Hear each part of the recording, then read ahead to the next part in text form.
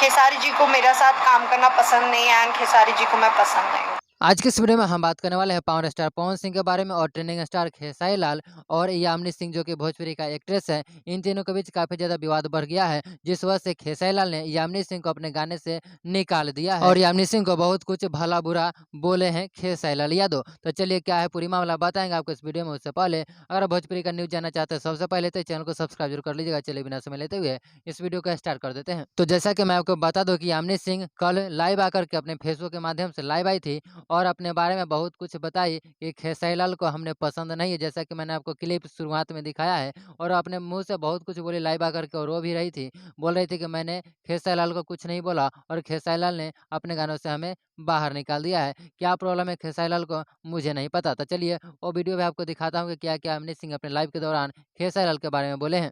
अगर खेसारी जी को मुझसे कोई प्रॉब्लम है तो मैं कुछ नहीं कर सकती हूँ। अब मैं क्या कर सकती हूँ, मैंने तो कभी कुछ करा भी नहीं है। मैं तो इतनी छोटी प्यारी सी बच्ची, मैंने कभी किसी को कुछ नहीं कहा। तो जैसा कि आपने अभी-अभी देखा इस वीडियो के माध्यम से कि यामिनी सिंह लाइव आकर के क्या कुछ बोली खेसारी लाल के बारे में।